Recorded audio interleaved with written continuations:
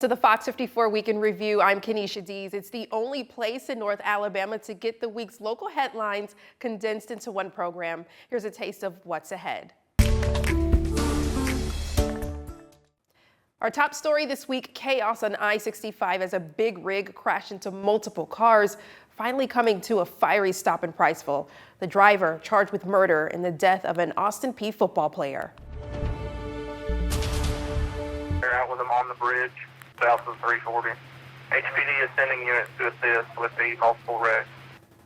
That was scanner traffic from an incident last night involving a semi-truck driver causing multiple crashes on the I-65 River Bridge, killing one man. Fox 54 just obtained this video from last night. You can see the truck swerving in his lane and then begin to run another car off the road. That car, just one of six the semi caused to crash. Records show the truck driver, 31-year-old John Walter McAdams, is held in Limestone County Jail without bond on multiple charges, including murder, driving under the influence, and 2 counts of leaving the scene of an accident with injury. The jail is holding McAdams for Aaliyah. Our Gabe Glassman has more details.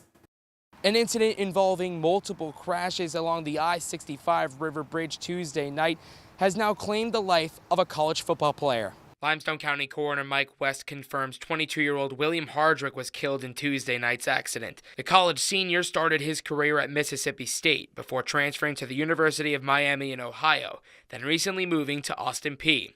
Head football coach Jeff Ferris says William Hardrick was an exceptional young man, and our team is heartbroken by his loss. He made everyone around him better and has made a real impact both on and off the field. Austin Peay Athletics Director Gerald Harrison adds, "We are truly saddened by the passing of William Hardrick, a new member of our football program and the Austin Peay family." The 18-wheeler was finally pulled over in Priceville, where it caught fire, but the crashes stretched nearly 30 miles on I-65 southbound, with the first of 6 happening just past Athens. Debbie Morgan, a manager at the nearby Crystal fast food chain, took pictures of the truck in flames, saying, "It was crazy. We just look out the door and there it is on fire." Hunter Garnett, a Hanceville-based attorney who specializes in these types of cases, says he's never seen anything like this. It's not uncommon to have multiple crashes involving the same at-fault driver. Now, they're typically intoxicated, they're typically running from the police or something like that, but to have 6 crashes in a matter of 20 or 30 miles, that's something that I certainly haven't seen before. I would not be surprised if we see a lawsuit on behalf of some of the victims that were injured and also the estate of the young man that was killed. I think those civil lawsuits are coming right around the corner. The Alabama Law Enforcement Agency did not release any information on this incident, but Aaliyah is investigating. From Priceville, Gabe Glassman, Fox 54 News. AlDOT says the southbound bridge rail was damaged as a result of the crashes. Crews installed a temporary barrier last night, but officials say they're looking to add the repairs to the ongoing project on the Tennessee River bridges. Next, big surprises for 2 local communities. The city of Decatur selects a police chief, and Hanceville learns 58 felony cases are dismissed after an audit of their police department evidence room. A major leadership change is coming to the Decatur Police Department in a surprise move. The City Council has unanimously backed a new police chief following months of public outcry and controversy. Captain Tory Mack emerged as the sole finalist for Decatur's top police job after previous candidates dropped out during the process. A Birmingham native, Mack is a retired Army Master Sergeant with 21 years of military service and more than 28 years in law enforcement. He joined the Birmingham Police Department in 1995. Our Ken McCoy has more on what led to this decision. In a surprise move Monday night, Decatur City Council voted unanimously to name Tory Mack the city's new police chief. The council says it was the glowing praise of Mack's former colleagues that sealed the deal. And adopted this 5th day of May 2025, and I ask that there be a second to that motion. I will second. Decatur City Council says they found the right person for a tough job. Choosing a new police chief, they say, checks all the boxes. I talked to probably close to 20 people that either he supervised or were his supervisor. There's just nothing but good things that I've heard. Tory Mack, a Birmingham native and current captain with the Birmingham Police Department, was tapped for the job Monday night. His appointment came through a resolution introduced by Councilman Billy Jackson, who urged the council to act swiftly. I had asked for us to expedite this, and because we're not in a typical situation. And that situation, according to many, has been defined by a crisis of trust. The vote follows months of outcry over the department's handling of two high-profile cases: the shooting death of Steve Perkins, and more recently, the in-custody death of John Scott Jr. Despite the tension, council members say they're confident in the choice, pointing to what they've heard about Mack from those who've worked with him. I don't think that any of these people who have so much to lose by stepping across that line would do that without feeling very confident that their recommendation was a solid one without challenge. I'm very comfortable doing this, but I also know that we've got to move forward with this process. If the background check process goes according to plan, Mack's start date will be June 2nd. In Decatur, Ken McCoy, Fox 54 News. Mack will earn just more than $151,000 annually as Decatur's new police chief. A bombshell update from Hanceville tonight. The district attorney says he has no choice but to dismiss 58 felony cases as a direct result of the actions of former police officers who have been indicted on multiple drug charges. Back in February, the entire Hanceville Police Department was placed on administrative leave after 5 officers were indicted in connection with the overdose death of a dispatcher. City Council later voted to suspend the department and rebuild it. As of now, the Coleman Sheriff's Office is covering Hanceville's jurisdiction while the council works to find a new police chief. Coleman County DA Champ Crocker says these cases were unprosecutable and the grand jury had no option. And you can see images here of Hanceville's evidence room. A report shows that 249 packages of evidence were not documented with case numbers, and 78 of them were unsealed or torn open. More than 200 grams of meth was found to be missing, along with 67 grams of oxycodone and smaller amounts of many drugs. Now, this image is one of those unsealed packages. It was labeled to contain nearly $1,000, but as you can see, it's empty. And the guns in evidence thrown in a corner, 30 of them without case numbers. Crocker says most of these cases involve drugs and only a few are personal crimes with victims. Fox 54 will be at tomorrow's City Council meeting to find out what the next steps are for the police department. And the Hanceville City Council met tonight for the first time since District Attorney Champ Crocker announced the dismissal of nearly 60 cases due to contaminated evidence. This comes 3 months after 5 of the city's officers, including the police chief, were indicted and charged in connection with the overdose death of a dispatcher. These pictures show the conditions of Hanceville's evidence room. The envelope on the right used to contain nearly $1,000, but as you can see, it's now empty.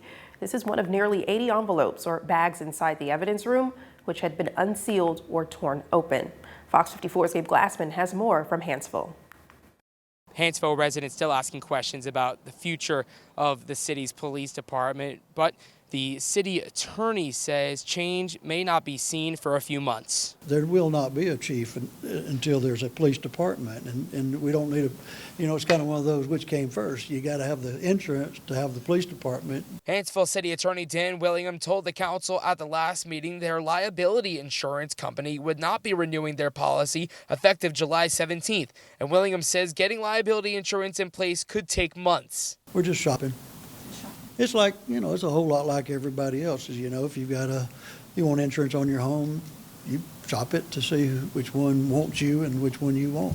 And so it's mutuality. The city council, the mayor, they're very concerned about what's going on, making things, getting policies in order, doing everything they can to make sure the citizens be well served. While the future of Hanceville PD is in the air, the Coleman County Sheriff's Office continues to take calls for the city. People have protection here. We've got, everything's operating except the police department in Hanceville, and the sheriff's office is here. It's doing its job in Hanceville. We're being patrolled by the county, so I feel like we're just as safe as before. Hanceville PD has been the topic on many local minds. Neil Watts owns the Blue Moon record store in town, and he's been in the city for 40 years. We've got a really bad reputation because of this, and this is not a bad crime-ridden town, and all police officers are not crooks and crooked like the people on Facebook are making it out to be. The heavily discussed topic didn't come up in the less than 30 minutes the city council meeting lasted.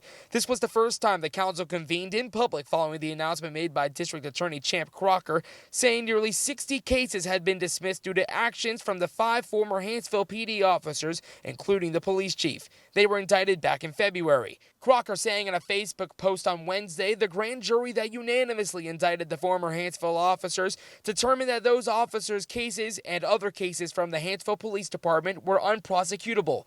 He went on to say one dismissal is too many, but the grand jury had no other recourse. District Attorney Crocker adding in that Facebook post the majority of the dismissed cases involved drugs and very few actually were criminal, including victims.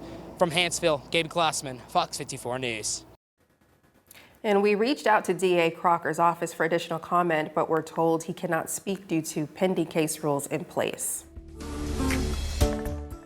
And now more on 2 stories we're continuing to follow. Madison residents have their say on fluoride in their water, and a development in Monte Sano stopped after flooding.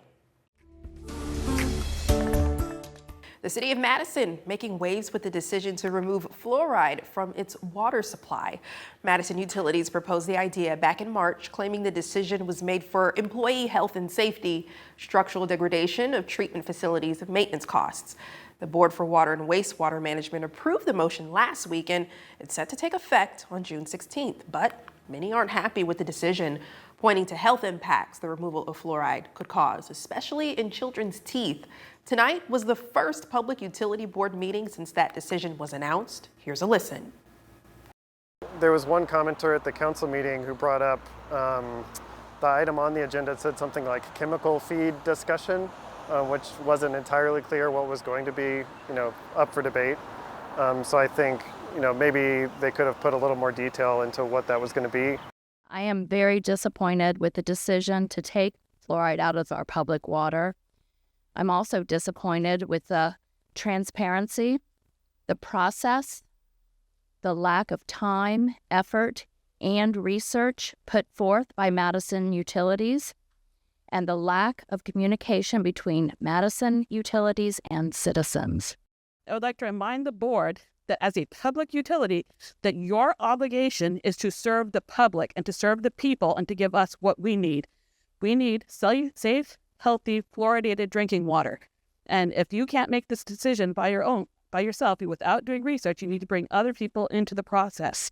I'm concerned that when you drive down demand to live here from decisions like this, you're going to drive down demand for property values, and the people that already live here are going to suffer from that, possibly move away. I've actually talked to people that work at Raytheon Technologies, that's one of my backgrounds, and they are talking about no longer moving to Madison because of this. It's an actual consideration because it has become such an issue. I think the most credible science has been around for over 80 years for the benefits of fluoridation. We certainly also know from a science perspective communities that have done this and how it was the children who had the most incidents of problems from this. I want to see us avoid that as the city of Madison.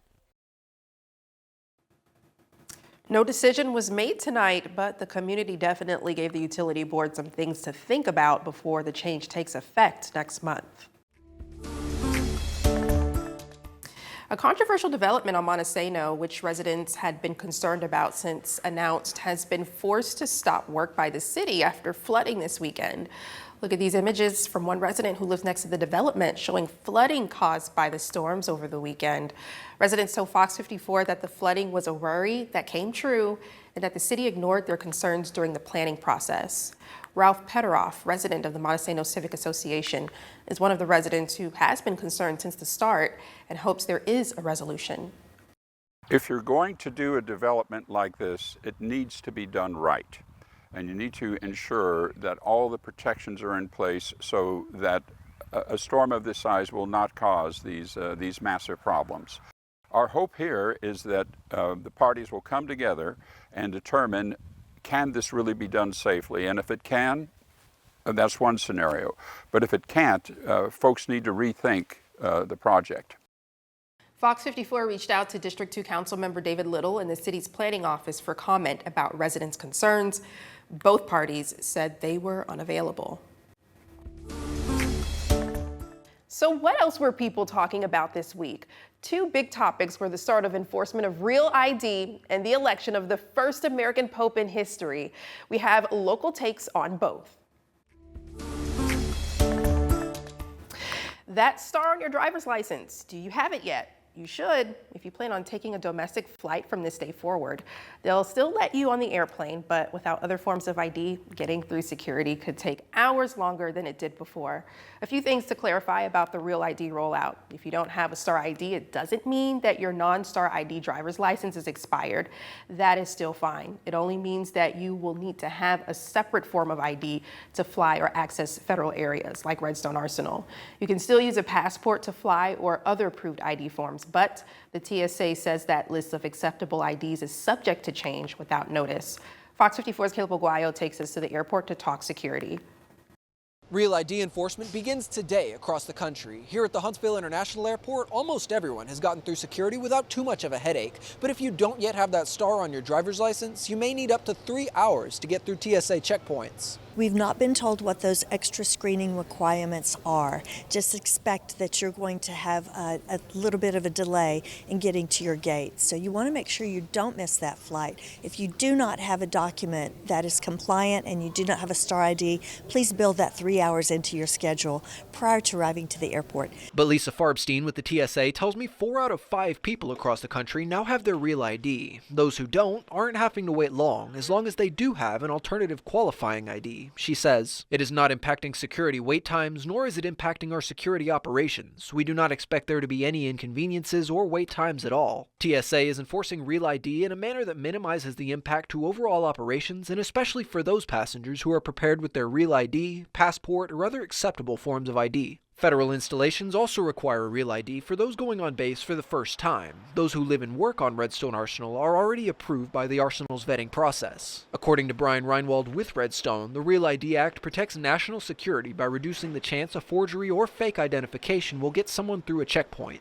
When they see that star ID, we know that there's a 99.9% chance it's not a fake. It allows us to verify you are who you say you are, and that you're not utilizing someone else's identification or someone else's card to gain access to a federal installation. Whether you're going on base or taking a domestic flight, there's a list of acceptable documents that you can use in place of your driver's license. You can find a list of alternative IDs at the TSA's website. We have that available at FOX54.com. In Hanceville, I'm Caleb Aguayo, Fox 54 News.